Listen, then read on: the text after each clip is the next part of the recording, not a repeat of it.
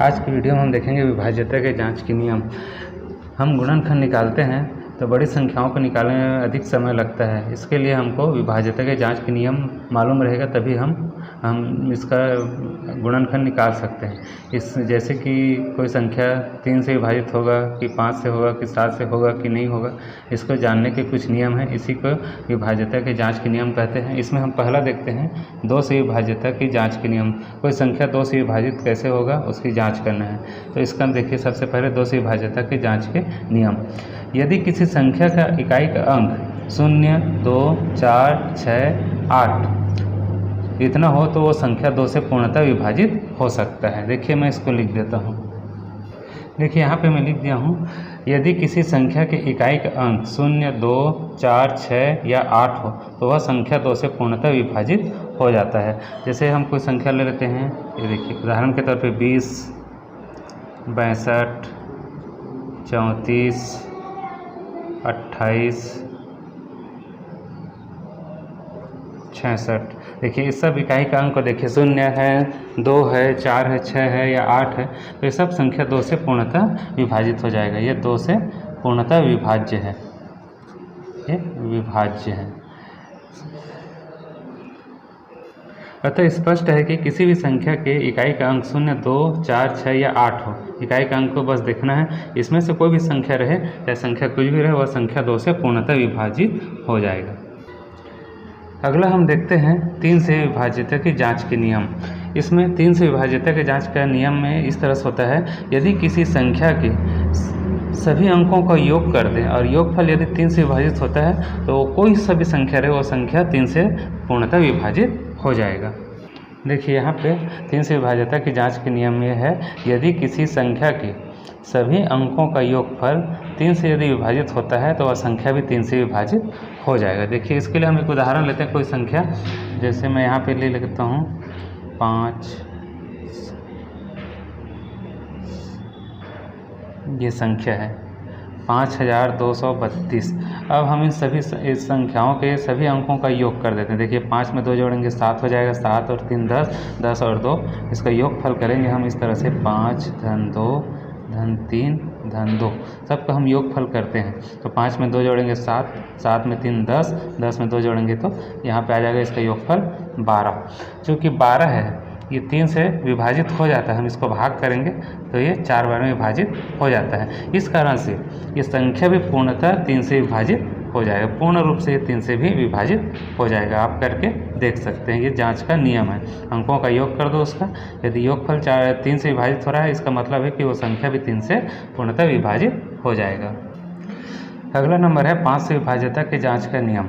इसमें है, यदि कोई भी संख्या जिसकी इकाई का अंक 0 या 5 हो, 0 या 5 हो तो वह संख्या 5 से पूर्णतः विभाजित हो जाएगा। जैसे हम कोई सभी एक संख्या ले लेते हैं जो 5 से विभाजित होता है कि नहीं, इसकी जांच करना है। जैसे हम यहाँ पे लिख दिए एक इस तरह से, ये देखिए दोनों संख्या, एक में देखिए इकाई का अंक देखिए यहाँ पे 5 है, यहाँ पे 0 है, ये भी संख्या 5 से विभाजित हो जाएगा और ये भी 5 से विभाजित हो जाएगा। केवल आप पहचान के बता सकते हैं, कोई सभी संख्या रहे, केवल इकाई के अंक को यहाँ पे देखेंगे और बता देंगे कि संख्या 5 से विभाजित होगा अथवा नहीं होगा। देखिए अब देखते हैं 7 से विभाज्यता के जांच के नियम। इसको थोड़ा सा ध्यान से देखेंगे। इसमें किसी संख्या का अंतिम अंक का दोगुना कर देंगे। कोई सा भी एक संख्या ले लेते हैं, जैसे मैं एक संख्या ले लेता हूँ, ये संख्या ले लिए हैं। इस संख्या के अंतिम अंक का दोगुना कर देंगे। अंतिम अंक इसमें कितना दिया है, 9 है, 9 का हम इसका दोगुना कर देंगे। इसमें अंतिम अंक है 9 और इसका दोगुना कर देंगे, इसका दोगुना कर देते हैं। तो इसका दोगुना करेंगे तो हमारे पास आ जाएगा ये 18। अब जो दोगुना किए हैं उस संख्या को, बची हुई जो संख्या है उसको हम घटाते जाते हैं। यहाँ से देखिए 9 को हटा देंगे, जो बची हुई संख्या है उसमें हम 18 को घटा देंगे तो 172 यहाँ पे बचेगा, उसमें हम 18 को घटा देंगे तो 18 इसमें घटाएंगे तो यहाँ पे बचेगा 154 बचेगा। अब ये 154 बचा है, इसका अंतिम अंक है यहाँ पे 4, 4 का दोगुना फिर कर देंगे। देखिए 4 का दोगुना, 4 का दोगुना करेंगे तो हो जाएगा 8। अब देखिए इसमें हम ये 4 को छोड़ देंगे, जो बची हुई संख्या 15 में 8 को घटा देंगे। अब ये 15 में हम 8 को घटा देंगे तो यहाँ पे बच जाएगा 7। देखो ये एक अंक का संख्या मिल गया। अब हम यहाँ इसी संख्या को देखेंगे, क्या ये संख्या 7 से विभाजित हो जाएगा। देखिए 7 से भाग करेंगे तो 7 का पहाड़ा पढ़ेंगे एक बार तो 7 एकम 7, ये एक बार में भाग चला जाएगा। इसका मतलब ये है कि ये संख्या 7 से पूर्णतः विभाजित हो जाएगा। अब हम देखेंगे 11 से विभाज्यता के जांच के नियम। 11 से विभाज्यता के जांच के नियम में कोई भी संख्या दिया हुआ है उसके विषम स्थानों के अंकों का योग करेंगे। विषम कोई सा संख्या दिया है उसमें विषम संख्याओं का योग, उसके अंक का स्थान देखना है, विषम संख्याओं के अंकों का योग करना है।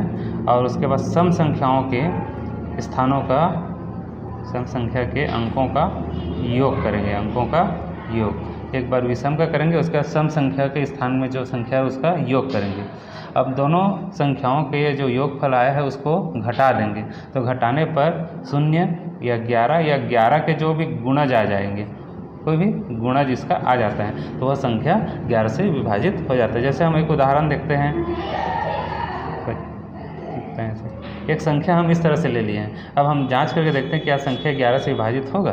तो देखिए इसके विषम स्थानों का अंकों का योग देखें। विषम में कौन कौन सा है, यहाँ से हम काउंट करते हैं। 8 हो गया, 1 ये दूसरा और ये तीसरा, ये विषम स्थान हो गया। 8 6 और ये 9 विषम में है। 1 उसके बाद 3 और ये 5, ये विषम का होगा, उसका योग कर देंगे। और सम संख्या के स्थानों में क्या क्या है देखिए, ये पहला के बाद ये दूसरा हो गया, तीसरा हो गया और ये चौथा हो गया। इसमें आ जाएगा 5 धन 5 धन 2। हम दोनों का योगफल निकाल देते हैं इसमें। तो देखिए इसको जोड़ते हैं तो ये आ जाएगा 23 और इसको जोड़ देंगे तो ये आ जाएगा 12। अब दोनों संख्याओं का जो योगफल मिला इसको अंतर कर देना, दोनों को घटा देना है। सम और विषम संख्याओं के जो योग निकाले हैं उसको अंतर कर देंगे, घटा देंगे। तो 23 में 12 को हम घटा देंगे तो हमारे पास यहाँ पे बच जाएगा 11। देखिए यहाँ पे जो बचा है 11 उसमें 0 आना चाहिए, या तो 11 आना चाहिए, या 11 के कोई भी गुणज आना चाहिए। मतलब 22 33 44 55 ऐसा कोई संख्या मिलता है तो वो संख्या 11 से पूर्णतः विभाजित हो जाएगा। इसका मतलब ये हो गया ये संख्या 11 से विभाजित हो रहा है, अर्थात ये संख्या जो पहले दिया था वो संख्या भी 11 से विभाजित हो जाएगा।